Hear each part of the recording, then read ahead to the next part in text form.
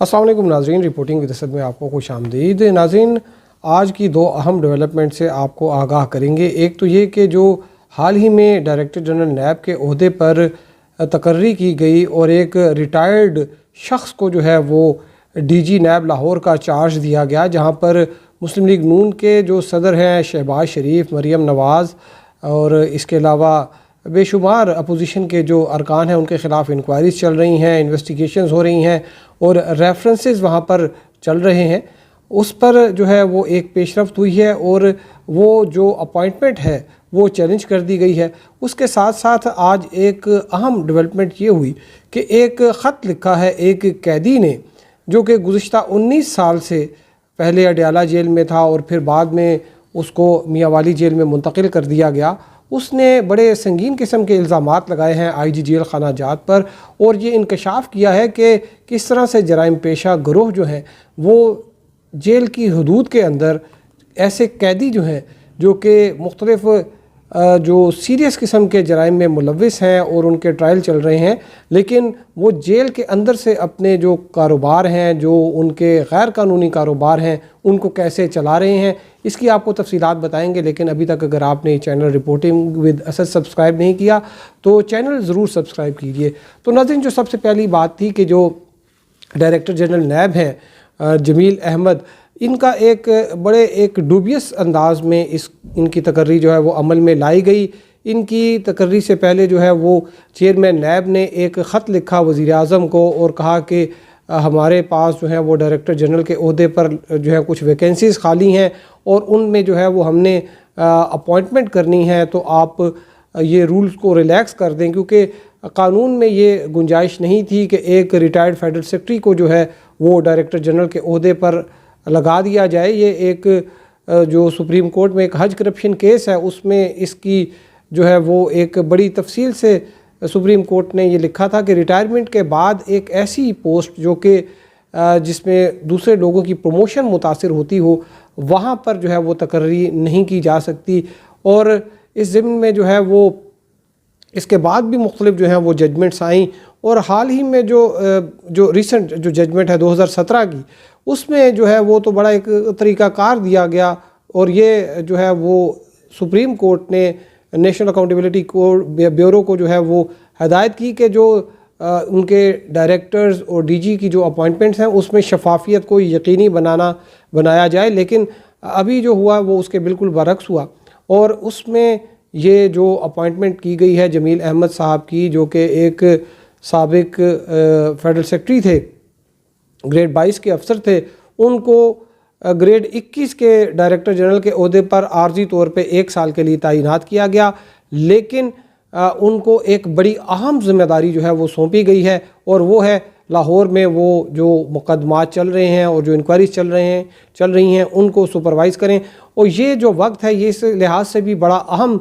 ये वक्त समझा जाता है, क्योंकि अब इलेक्शन का जो है वो स्टार्ट हो रहे हैं। इलेक्शन 2023 जो है वो ये जनवरी से जो है वो सॉफ्ट एक आप समझेंगे इलेक्शन कैंपेन जो है वो लॉन्च हो जाएगी मुख्तलिफ सियासी जमातों की जानिब से। बल्कि अभी से जो है वो इस हवाले से जलसे जुलूस और जो अवामी राब्ते हैं वो उम्मीदवारों ने जो है वो एक दूसरे से करना शुरू कर दिए हैं, एक ऐसे मौके पर जबकि नैब, जिसके बारे में सुप्रीम कोर्ट ने बड़ी वाज़ेह तौर पर अपनी जजमेंट में लिखा कि ये पॉलिटिकल इंजीनियरिंग में इन्वॉल्व है, वहाँ पर एक बिल्कुल कमज़ोर शख्स की तैनाती कर दी गई, एक रिटायर्ड आदमी को वहाँ पर लगाया गया। और इसमें जो पिटीशन फ़ाइल हुई है वो अगरचे एक वकील ने फ़ाइल किया, लेकिन अगर उस पिटीशन के कंटेंट्स को देखा जाए तो उससे बआसानी ये बात जो है इसका अंदाज़ा लगाया जा सकता है कि ये जो पिटीशन फ़ाइल हुई है इसमें वो वकील साहब ने एक प्रो बोनो पब्लिको, यानी कि एक अवामी मफाद में ही महज ये पिटीशन नहीं की, बल्कि इससे लगता ये है कि नैब के अंदर दो जो डायरेक्टर जनरल्स हैं जो कि रेगुलर अफसर हैं, जिनकी जो चाहते थे कि वहाँ पर उनकी पोस्टिंग हो जाए और जिनकी जो है वो तरक्की असरअंदाज हुई है इस अपॉइंटमेंट से, वो लोग जो हैं وہ اس پٹیشن کے خواہاں تھے کہ اس قسم کی پٹیشن جو ہے وہ اسلام آباد ہائی کورٹ میں ہونی چاہیے۔ یہ پٹیشن جو ہے اسلام آباد ہائی کورٹ کے جسٹس بابر ستار جو ہیں وہ کل اس کی سماعت کریں گے، ابتدائی سماعت کریں گے۔ بیرسٹر ظفر اللہ خان جو کہ سابق سیکرٹری قانون بھی رہے ہیں اور special assistant to prime minister,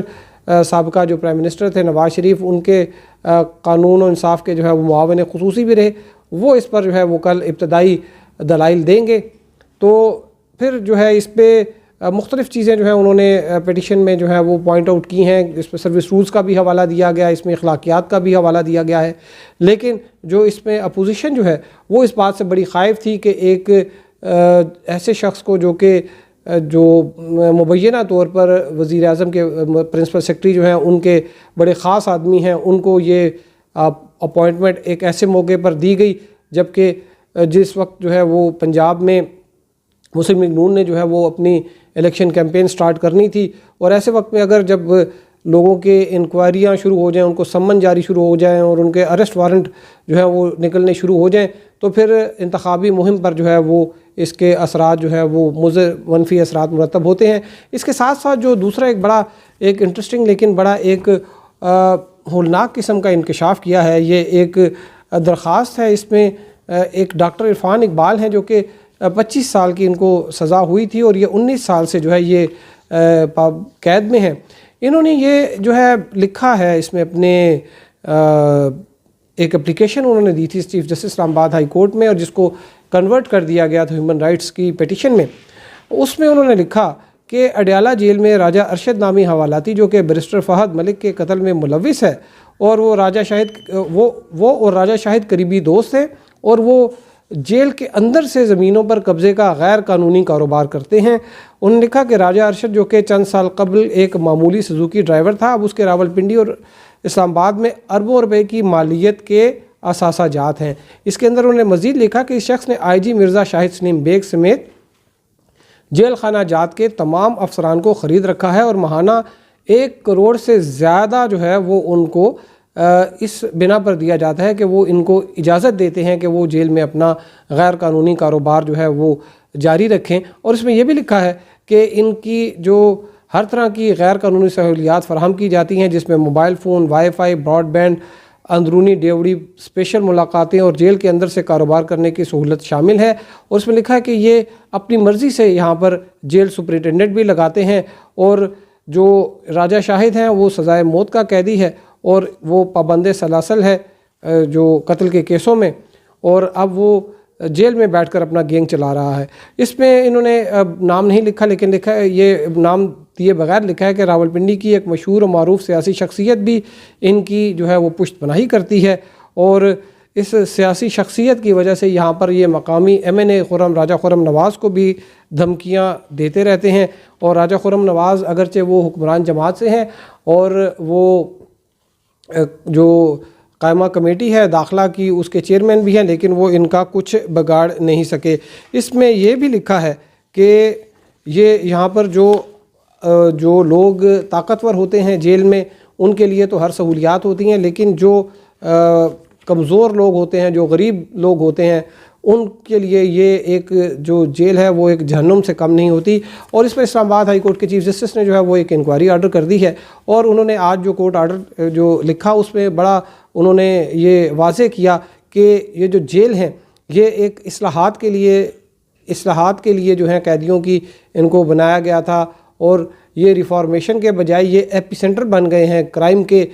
corruption کے اور کرپٹ پریکٹس کے، یعنی کہ جو جیل ہیں وہ اصلاحات کے بجائے جرائم کا گڑھ بن چکے ہیں، یہاں پر ہر قسم کا جرائم ہوتا ہے۔ اور اس میں انہوں نے جو ایک شیریں مزاری پر مشتمل ایک کمیٹی تھی اس کو بھی ڈائریکشن دیا ہے کہ یہ جس شخص نے یہ خط لکھا تھا اس کو ہراساں نہ کیا جائے، اس بات کو یقینی بنایا جائے، اور اس پر جو انہوں نے جو ایلیگیشن لگائی ہیں اس پر بھی ایک رپورٹ جو ہے وہ منگوا لی ہے، اور 12 جنوری کو اس کی مزید سماعت ہوگی۔ آپ کو مزید اپڈیٹ کریں گے۔ اب تک کے لیے اتنا ہی، ہمارے ساتھ رہنے کا شکریہ۔ اللہ حافظ۔